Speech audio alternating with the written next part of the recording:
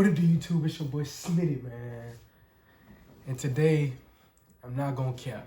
It's around Christmas. What we got, like 2 days? We got like 2 days until Christmas, right? It's a mixture between good and bad, and I'm gonna tell you why. You got people that love Christmas, you know what I'm saying? They can't wait. You got the kids, they gonna get their gifts, they gonna enjoy Christmas. And then you got the people that's trying to take whatever you get. They think they the Grinch, basically. And today we got a video by Mr. Nightmare. It's called 3 Disturbing True Christmas Horror Stories, man. We're gonna get right into it. We ain't gonna waste no time. Let's see how this go. Cause Mr. Nightmare always coming with some heat. And I just got a feeling it's gonna make me mad. Cause I'm gonna hear some things in here and I'm gonna think of scenarios in my head. But let's see. Let's see. Come on, man. And y'all see it's nighttime. Y'all see it's nighttime. So we ready. We ready. It was a cold December night a week before Christmas.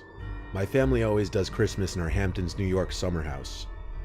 The Hamptons are always quiet this time of year, as a large chunk of the real estate there is owned by rich people who have 2 or 3 other houses elsewhere in the country. My dad and I were at the house first before the rest of my family, as my mom and sister still had work until the next weekend. My dad was retired at the time, and school was over for winter break for me, so we wanted to just go to the Hamptons house early. We all have our own bedrooms in this house, which sits on a quiet dead-end road. My dad turned on the heat and water and all that stuff that he always has to take care of when we return for the first time in months. I brought my PS3 to play in my room. I spent most of the first day there playing video games. On that first night we were there was a big snowstorm, another reason we wanted to come early, to beat the crappy road conditions that would come for days after the storm. The next morning when I woke up and went out to the kitchen, my dad asked me when I built the snowman. I responded, "What do you mean?" He said the snowman in the backyard. I went to look out the window, and there was at least 2 feet of fresh snow. But there was also a snowman sitting in our backyard. It had 2 sticks for arms angled up into the air. Hey, this the first red flag, okay? If they don't pick, look, I'm gonna just... Angled up into the air, and it had eyes and a smile carved into the head. The eyes and mouth side was facing the window. I said to my dad I didn't build that. My dad laughed and said, "Must be the neighbor kids." My dad thought it was an innocent joke, so I did as well. The next night is where things got bad though. I was in bed asleep and suddenly woke up to a distinct thump on my window. I was terrified. I pulled the blankets over myself to hide, to not be in view of whoever might be out there. But after 5 minutes, I started to wonder maybe it was snow that fell off the roof and blew into the window. I got up to peek out the window. I screamed, because at first I thought what I saw was a person, but it was actually another snowman standing right outside my window. There was an angry frown on this one instead of a smiling face. I screamed for my dad, and he came rushing inside. I pointed at the window, and this time he wasn't happy. He said he would go next door in the morning and talk to the kids' parents. I slept in my sister's room the rest of that night. The next morning, my dad went next door and rang the bell, but they weren't home. There were no cars in the driveway. That meant they weren't even in town. That was the only nearby house with kids in it, so this didn't exactly help explain the situation. Not kids anywhere. No kids are gonna do that in the middle of the night. What? For 5 or 6 days straight, nothing else happened until Christmas Eve night. The rest of our immediate family, plus all 4 of our grandparents, were now in the house. We were in the living room. This was before dinner, but it was already dark out. Someone knocked on the front door instead of using the doorbell. We weren't expecting any other family. I started to get nervous. My dad went over and asked, "Who is it?" Someone on the other side of the door started saying, "Please let me in, I need help." The door has no peephole or windows, nor are there any windows that would allow us to see who was on the other side of the door. My dad asked what's wrong, and the voice on the other side said, "I have no one to spend Christmas with, please help me." We all looked at each other now, and my dad yelled to please leave before we call the police. The person on the other... This man said, please leave. Bruh, this is making me mad. Oh, this is pissing me off, bro. Why is you saying please? Tell him to skedaddle, man. Get off my property. I'm already loaded. I already got the strap on me. I don't know what this dad doing. I don't know who this dad is. But he tripping, bro. He tripping. Side said, "Okay, I'll leave. Please don't call the police." He never opened the door. We instantly tied this to the creepy snowmen. We knew it had to be connected. And we were right. On Christmas morning, there was a note taped to our front door. It said, "To the best of my memory, I just wanted to have a little fun. I built the snowmen for the boy in the house. I don't have anyone to spend the holiday with. Hurt." In one way or another, I think whoever left that note on our door and built those 2 snowmen was mentally ill or unstable. It's very unlikely that it was meant to be a joke, considering he came to our front door. I think he was dangerous, and even if he wasn't inherently hostile, the fact that he did what he did is just enough for him to be considered somebody none of us wanted to meet. We don't care. Hold up.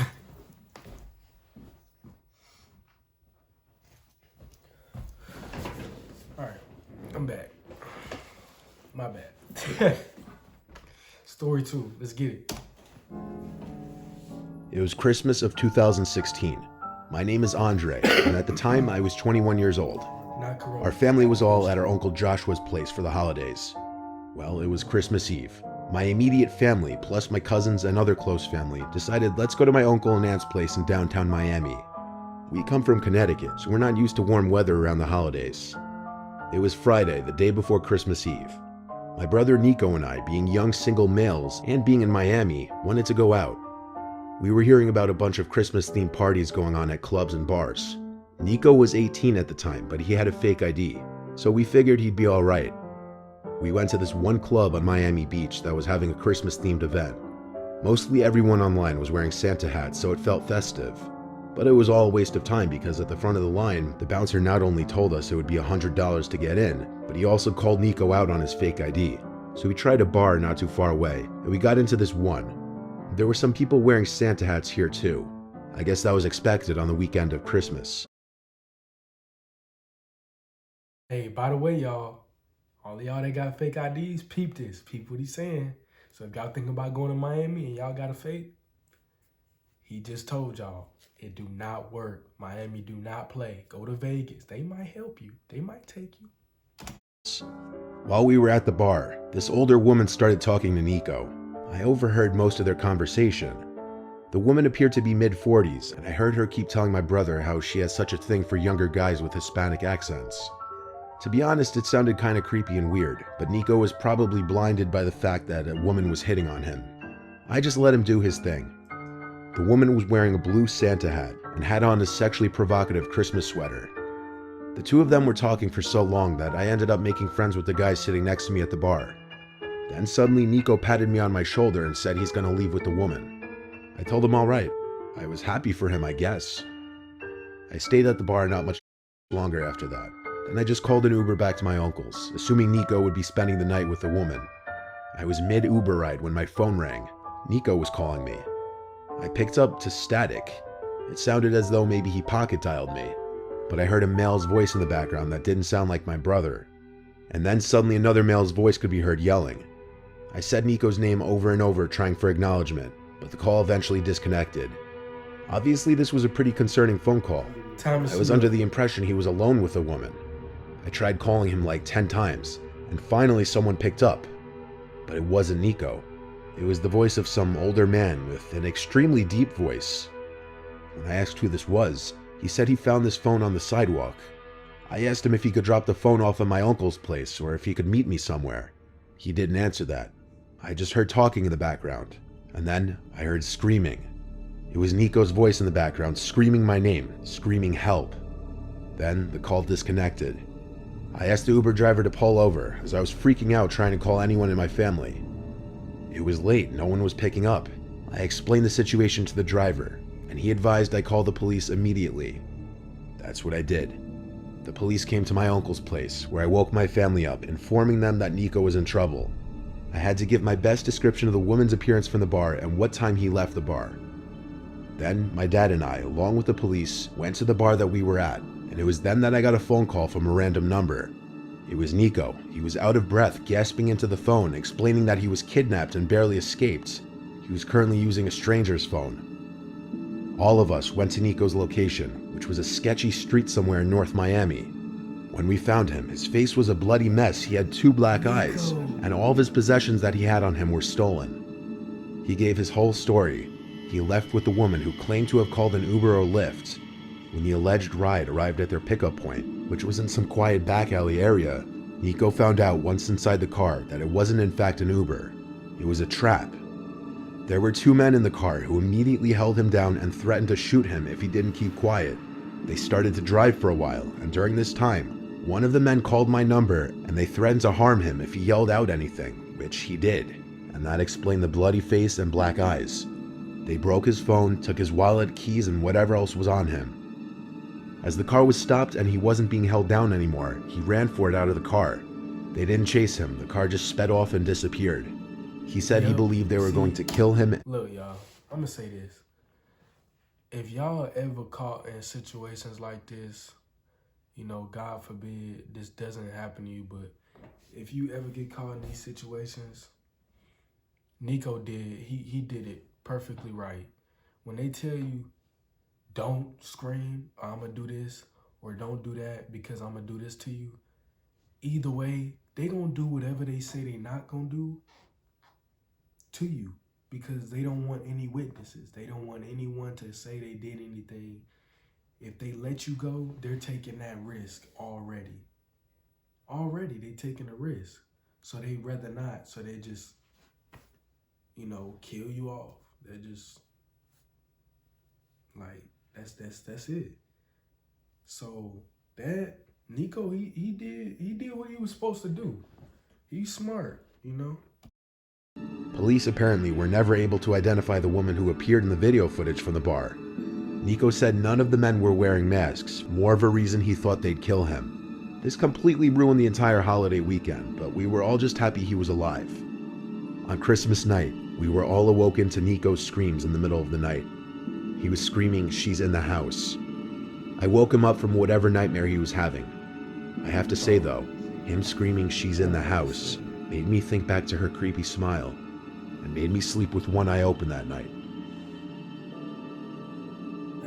That story too, y'all. She's in the house. What? No, bro. It's not happening. It's not happening. I bought a small house with my brother George a couple years back. We hosted Christmas the first year we lived in the house just as a way of getting the family to see the place and getting everyone together for the first time in forever. We don't have the biggest family in the world, so it was the 2 of us, our parents, our aunt and uncle, cousin, and our sister and 2 nephews. Our sister came with our nephews and her husband first to help us out with the cooking and preparing. They brought their dog Mika along as well. Since they lived 2 hours away, they were going to be spending the night at our house. The rest of our family lives under an hour away, so they wouldn't be staying. Not that that house would have much more room for additional people staying over anyway. During our Christmas dinner, at one point we talked about some of the murders that happened in our area recently. Bodies had been found in the woods in our county. It wasn't a topic that we kept going long, as our mom and my sister wanted us to drop it for the sake of the holiday and the kids. After dinner, we all had some wine in the living room with a Christmas movie on in the background as we talked. After a few hours, the family started to slowly leave, until it was just my brother and I, and my sister, her husband, and her kids. The kids went to bed before us. The 4 of us stayed up later having more wine. My girlfriend ended up coming over past 10 to spend the rest of the night with me, since all of her family had gone home. Eventually, Christmas night was over, and it was time to go to bed. I woke up to my girlfriend shaking me. The room was still dark. I groggily looked at the clock next to my bed, and it said 2-something a.m. I asked my girlfriend what the issue was, and she whispered, "Listen." I listened, and heard Mika out in the hall growling. I got out of bed and entered the hall to see what was going on. Then I saw that the back door to our house was wide open, and a breeze of cold air started to hit me in the face. Mika was looking out the door. I checked if anyone was out there, and as I was at the back door, I heard my brother's voice call out my name from the darkness outside. He sounded like he was far away in the woods.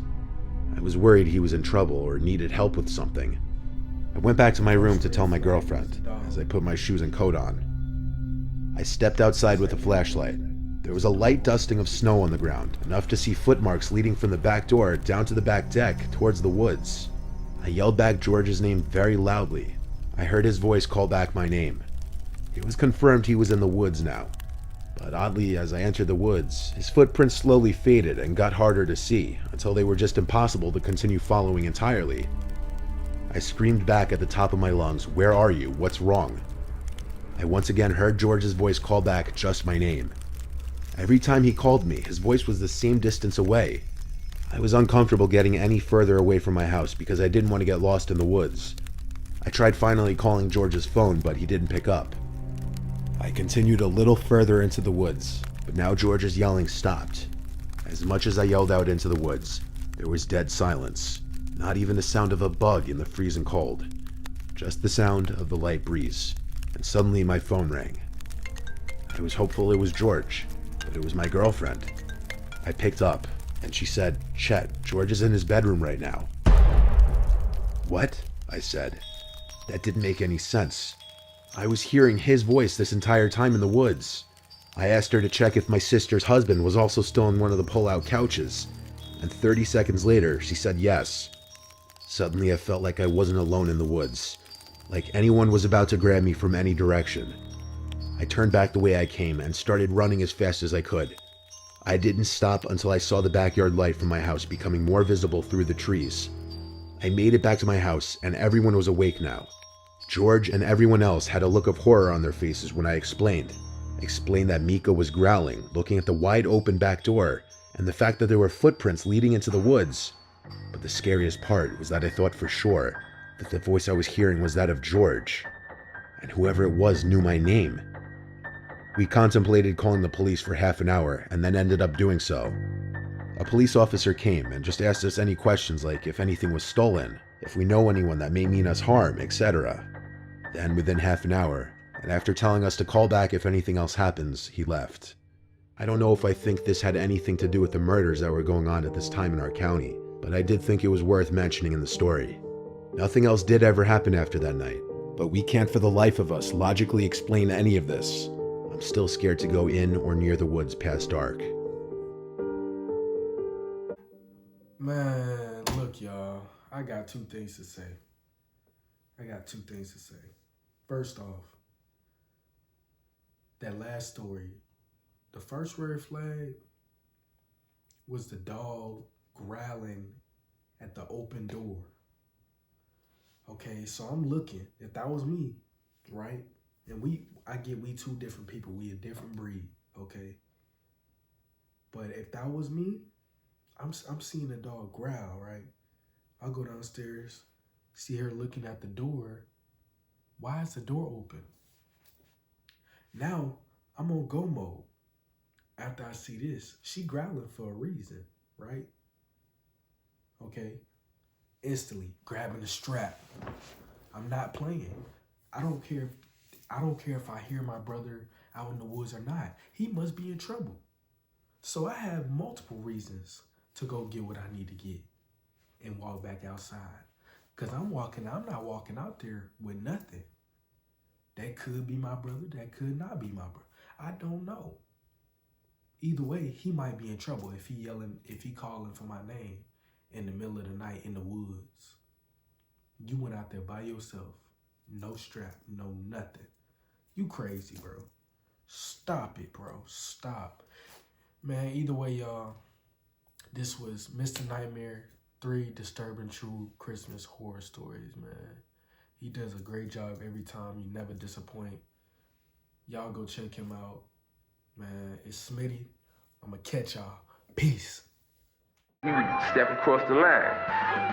Habitually. He's a habitual line stepper.